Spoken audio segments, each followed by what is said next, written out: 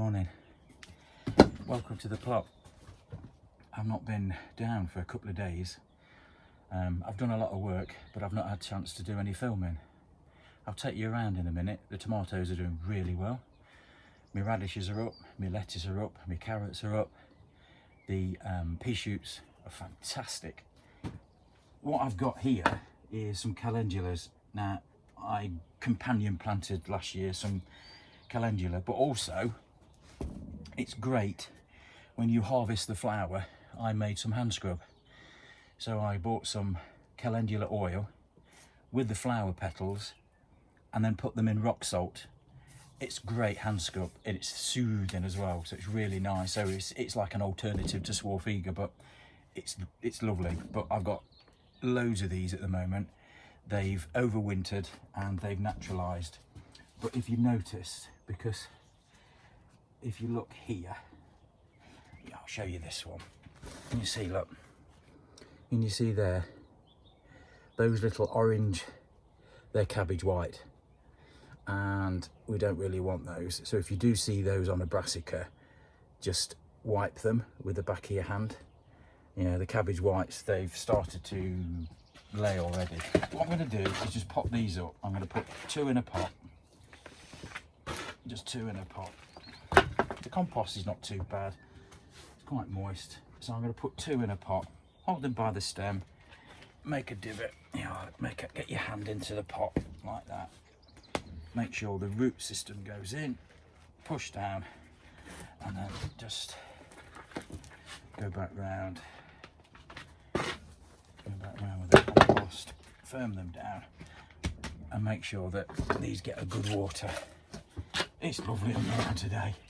I've just been in the cucumber house and it's 120 degrees, so I've had to open the door. It's lovely. I mean, we can't wait for days like this. It's beautiful. And make sure that these get a good drink afterwards as well.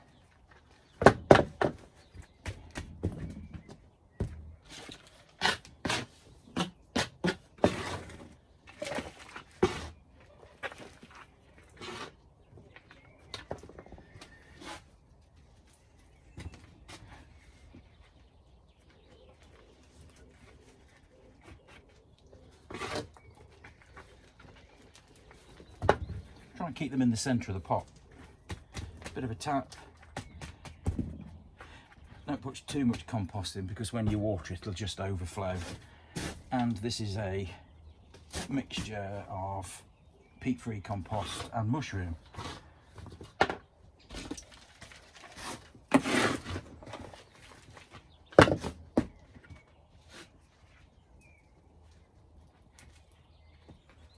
don't want to waste these, because I've just changed the plot and I'm rotating the crops I had last year. So I tend to, where I've had onions, I'll replace them, and where you've had potatoes, replace those. So just keep them moving, rotate your crops. So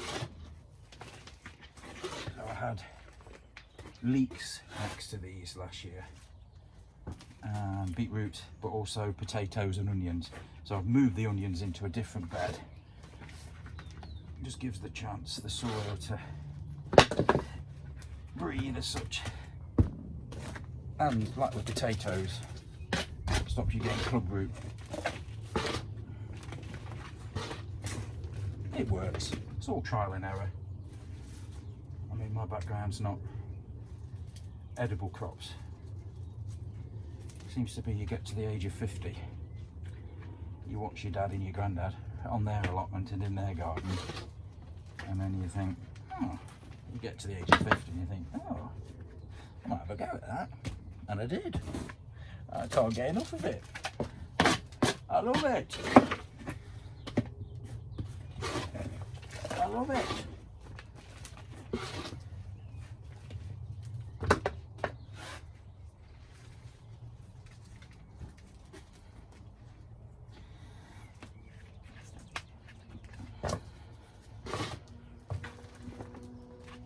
I'll make sure that these get a good drink. I don't want to waste them. That's why I'm potting them up. So I'll pick a good selection. You see, look. I'm going to show you this one. See if I can pull that one out by the stem. Right, there you go. Cabbage white. So if you do find this on any of your brassicas, it's just to smudge. And on that one there, look, you see? Just smudge it. But I'm not overly worried, because the brassicas I'm going to have are going to be under netting. Last year they got absolutely annihilated. I put in some Savoy cabbage, and I'm not kidding, as soon as they hatched, I just couldn't get round. I don't want to spray, although years ago my old boss would save his washing up water, put that in and spray them. But to be fair, I didn't have time. I want to be as organic as possible, and I just didn't get time to go around and smudge them off, because it is time consuming. And literally as soon as they hatched, my God, what a feeding frenzy. They stripped all my brassicas, all my Savoy, virtually within 3 days. I just lost the lot. So I made a decision this year that I'll be planting under netting. I don't want to spray.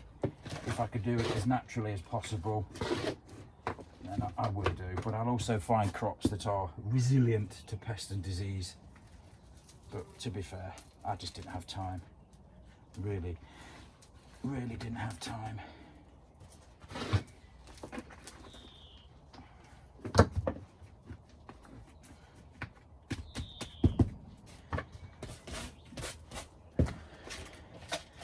I'm going to get these in as quick as I can, because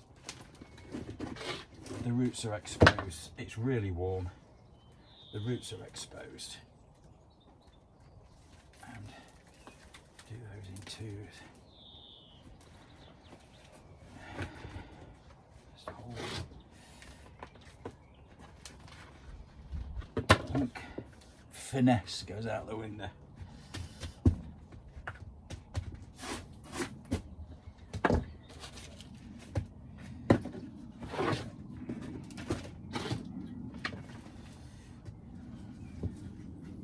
Really warm. In fact, it's beautiful. It is beautiful. What a lovely weekend. Right. Anyway, there we go.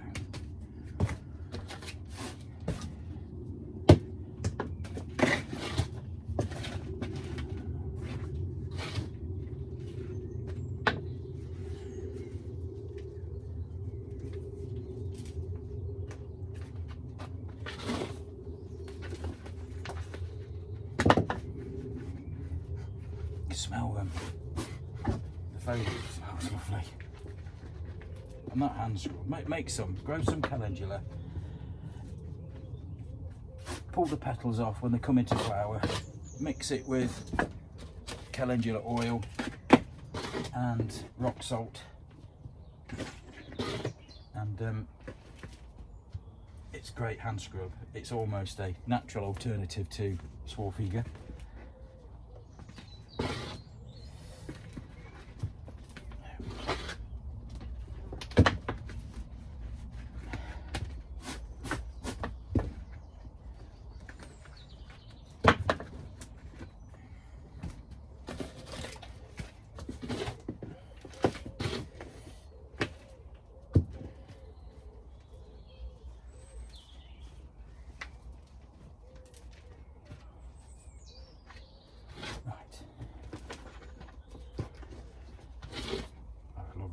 Just listening to the birds. I put up a little bird house on the shed at home, and yesterday noticed great tit fledglings everywhere. I think we counted 6. It's amazing, absolutely amazing. as my old boss used to say, work with nature, not against her. It's beautiful.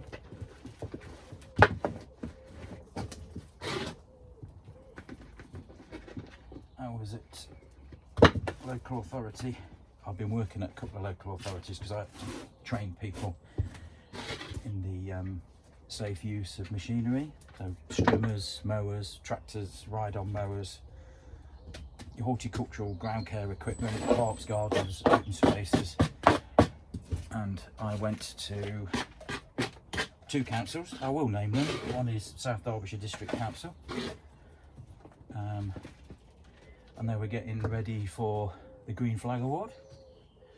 And I love parks. And the Green Flag is standards in parks. And the 2 parks that I was at, if you do get a chance to go, they're lovely. They're really, really nice. It's Morris Lee Park and Eureka Park in Swadlincote. They're lovely. They're really, really nice, and they've invested a massive amount of money on children's play areas. The parks are just kept lovely. They're really nice. They've got herbaceous borders, lovely walks. They've got a mixture of wild areas. They've got a bandstand. If you do get time, go. And I was at Bassett Law District Council, helping their guys train them on trailers, reversing trailers, safe attaching, looking at the risk assessment, how to attach the trailer safely, reverse in a public environment, reversing it in a yard. And they've got some lovely parks. You know, I work with some cracking people. I mean, I used to work on the parks, and there were some great people, really, really skilled guys. And it's just great. The parks, it's the Canch Parks, by the way, at Worksop, and they were getting ready for their Green Flag Award. The Canch, lovely park, beautifully maintained, great facilities, brilliant play areas. You know, I just love it. I just love. So if you ever get a chance, you're in Swadlincote, go to Eureka Park or go to Morris Lee Park. They really are nice. They're lovely. Not to say that there's not others, there possibly is, but just at that moment in time, I was on them side and they were beautiful. They really were nice. Right, nearly done. Nearly done. Nearly done. Right, it's probably...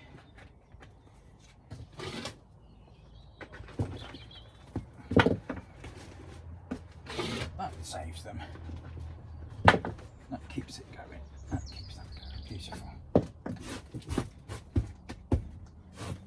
Right, just a couple more, then I'll give you a bit of a tour. Show you what I've been up to and what I actually want to do today.